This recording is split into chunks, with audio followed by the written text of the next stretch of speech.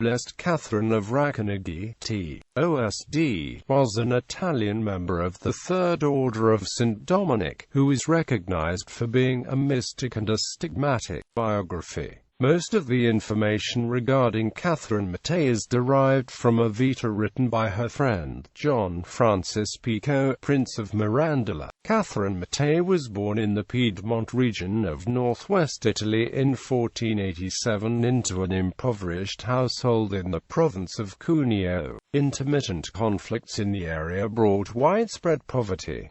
Her parents were Giorgio and Bilia Ferrari Mattei. Her father was an unemployed toolmaker, while her mother was a weaver who was able to support the family. Her father was often despondent and quarrelsome, thus the family environment was usually one of conflict. She is said to have had, at about the age of 9, a vision of Jesus, who appeared to her as a boy of about 10. She would also begin to have visions of other saints such as the Dominicans Catherine of Siena and Peter Martyr. The Virgin told her that Jesus wanted to have her as his bride, as a token of which she was given a wedding ring, which she had all her life, but which only she could see. She began to have frequent ecstasies and visions of Jesus, who always appeared to her as the same age she was at the time of the vision. Many miracles would result from her visions. A broken dish was made whole again, and money and food would be provided when the family's poverty was extreme. In times of trial she received great consolation from the aspiration, "Jesus is my only hope." Blessed Catherine eventually joined the Dominican order herself, but, like St. Catherine, she was opposed in this wish by her family. As a result, instead of entering a monastery of the cloistered nuns of the order, she became a tertiary of the order, continuing to live with her family.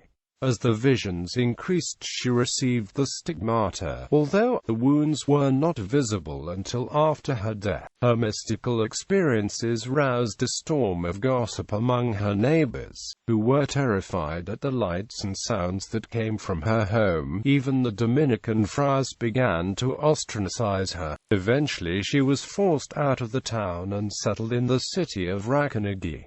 During her lifetime, Catherine was sought for counsel and prayer. She would keep in her prayers in a special way the salvation of soldiers who were dying in battle. Veneration. Many miracles took place before and after her death, and her detractors came to acknowledge the holiness of her life. Her cult was approved in 1810 by Pope Pius VII.